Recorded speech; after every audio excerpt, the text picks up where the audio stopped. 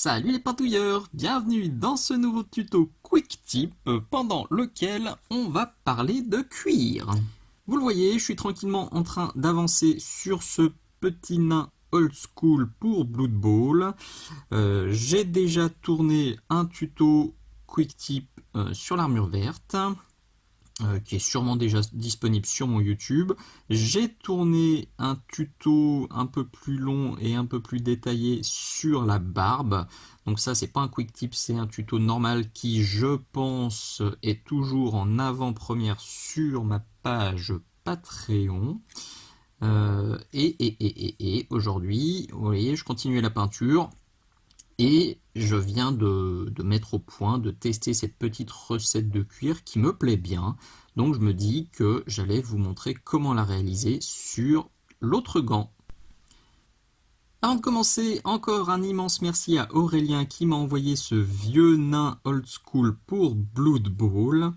Voilà, qui va être bien pratique, bien utile pour tous les tutos qui ont déjà été tournés et pour ceux à venir. Donc encore merci Aurélien. Et si vous aussi vous avez des pitous, des rabios qui ne vous servent plus, que ce soit pour Blood Bowl ou un autre jeu, n'hésitez pas à m'en faire part dans les commentaires de cette vidéo ou bien grâce au formulaire de contact qui est sur le blog Minisocle. Voilà, comme d'hab, tout est noté dans la description de cette vidéo. Alors vous allez me dire pourquoi encore une recette de cuir. C'est vrai qu'il y en a déjà quelques-unes sur ma chaîne YouTube, que ce soit du quick tip ou du tuto normal. Je vous laisse regarder, là c'est dans la playlist qui est consacrée aux matières et aux textures. Donc vous retrouverez quelques recettes déjà là-bas. Tout simplement parce que le cuir, c'est un peu comme les peaux, ou comme les armures, ou même comme les barbes, n'importe quoi. Il y a une infinité de déclinaisons possibles. Donc très souvent, j'adapte ma recette de cuir à la figurine que je suis en train de peindre. Ça, c'est une des questions qui revient très souvent. Comment tu choisis ton schéma de couleurs? Comment tu gères l'harmonie des couleurs? On me demande fréquemment une vidéo dédiée à ça. J'essaierai de la faire. J'avoue que c'est un sujet qui me fait un peu peur parce que en fait, souvent j'improvise. C'est rarement très clair dans ma tête quand je commence une figurine. 9 fois sur 10, j'ai, on va dire, l'idée globale de la figurine. Celle-ci, je savais que je voulais une armure verte, une barbe rousse. Tout ce qui reste autour, eh ben, souvent je l'improvise au dernier moment. Et là, en l'occurrence, c'est ce qui s'est passé sur les gants. J'ai des recettes de cuir qui marchent très bien, que je vous ai déjà présentées. J'en ai encore d'autres en stock à vous montrer et à tourner. Mais là, je voulais adapter ça à mon pitou. Alors, comment j'ai fait? L'idée, très souvent aussi pour mes figurines, quelque chose que je fais très souvent, c'est que je joue sur le clair-obscur. Vous voyez là, j'ai une armure qui est très claire. Et ben pour elle continue à bien attirer l'œil, je voulais un gant plutôt sombre et plutôt désaturé. Donc je suis pas parti sur ma recette de cuir classique pour laquelle j'utilise souvent le thermate parce que ça allait être un peu violent. Donc je suis volontairement parti sur un gant bien sombre. On le voit clairement quand on regarde d'ici, on le voit, mais il attire pas trop l'œil. Et vous allez voir, j'ai aussi choisi des teintes qu'on retrouve déjà sur le pitou pour l'harmonie des couleurs, pour faire un rappel coloré, pour pas que ça fasse, pour que l'ensemble aille bien, qu'on se dise ok, c'est bien l'équipement de ce nain, c'est bien le sien, tout est harmonieux, toutes les couleurs, toutes les parties se répondent entre elles et ça colle. Donc pour faire ça, je suis parti d'une teinte que j'utilise très souvent, l'ombre brûlée de chez Prince Auguste ou le Burnt Umber. Vous le trouverez là aussi dans la description de la vidéo sur la boutique Minisocle. J'ai basé en Burnt Umber et j'ai ensuite ombré en Dark Tone.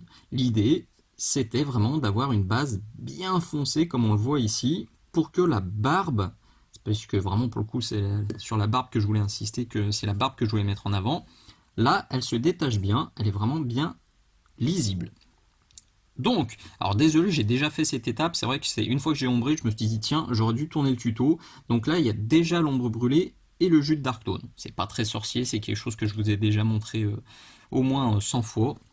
Donc vous savez faire. Une fois que le Dark Tone est bien sec, je vais reprendre du noir, du matte black, et je vais venir très simplement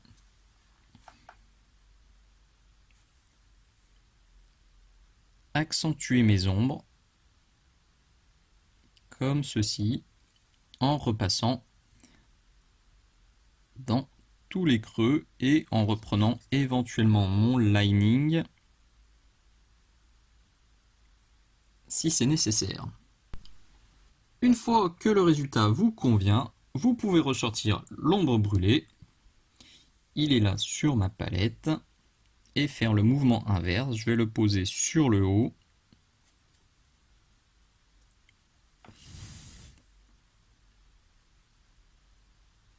Vous voyez, je le pousse vers le haut, je décharge un peu mon pinceau.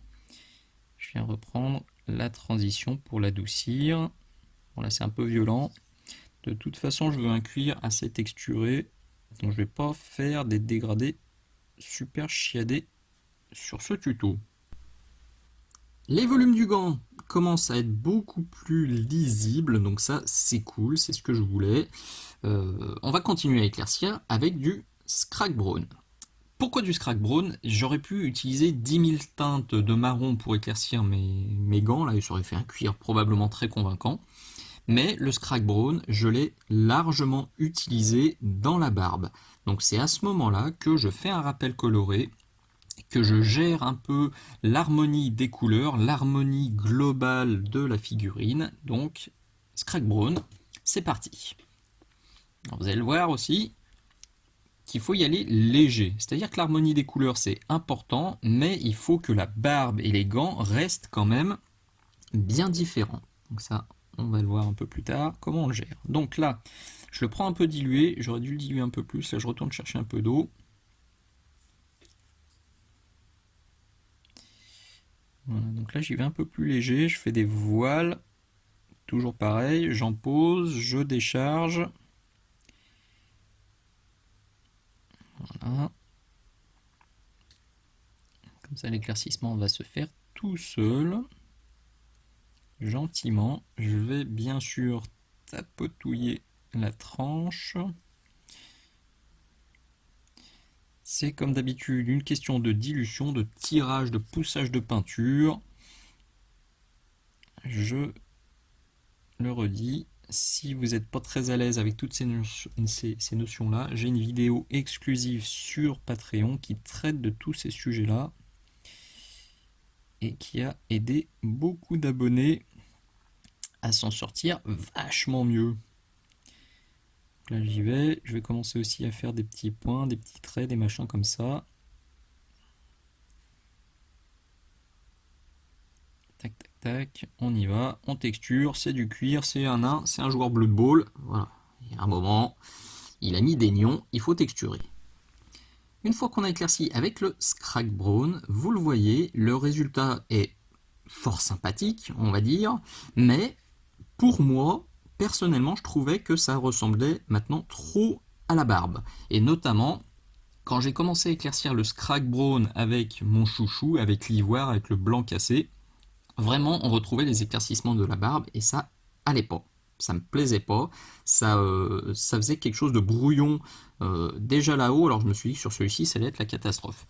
Donc, ce que j'ai fait, eh ben, j'ai désaturé un petit peu mon résultat. J'ai désaturé les éclaircissements en prenant quelque chose de pas trop violent, à savoir l'Ushaptibone.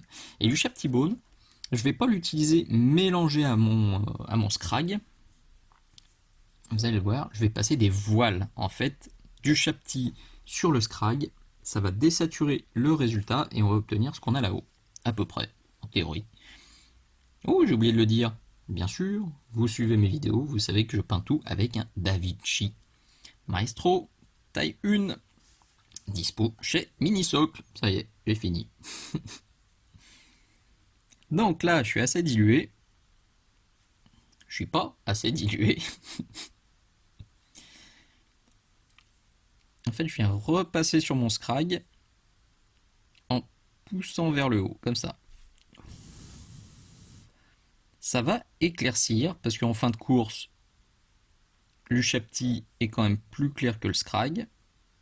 Et en même temps, ça va calmer un petit peu le Scrag, qui est un peu violent. Donc là, j'y vais à peine, à peine, à peine. Vous voyez, On voit tout de suite que ça change totalement le résultat. Si on fait un focus propre.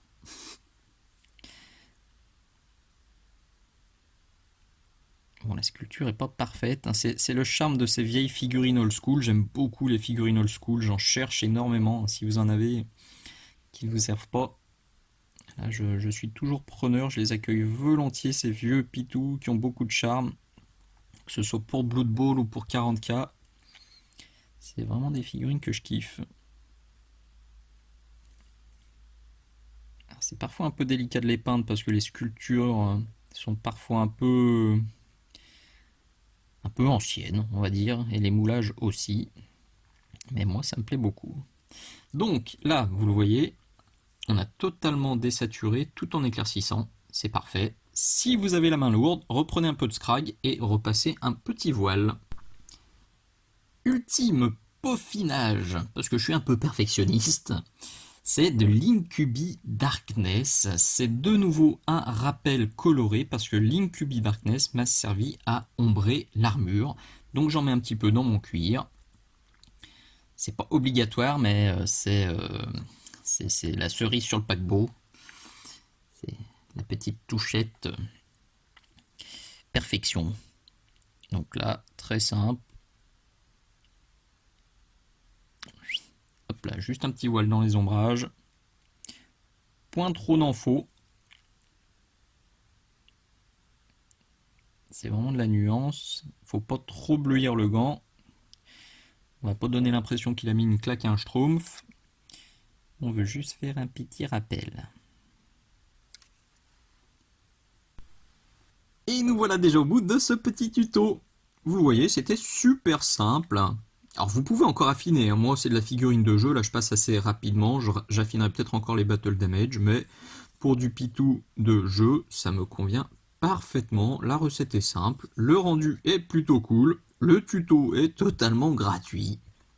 Que demande le peuple? Voilà, j'espère vraiment que ça vous plaira, que ça vous sera utile. Si ce tuto vous plaît, le petit pouce bleu vers le haut, s'il vous plaît, ça fait du bien au moral, ça fait du bien surtout à la chaîne, ça aide à ce qu'elle soit plus visible. Le petit partage, n'hésitez pas à me mettre un petit commentaire, un poutou, des bisous en commentaire. Et si mon travail vous plaît, vous avez plein de façons de me soutenir et de me filer un petit coup de main qui sont notées dans la description. Merci d'avoir regardé, à très bientôt, ciao ciao.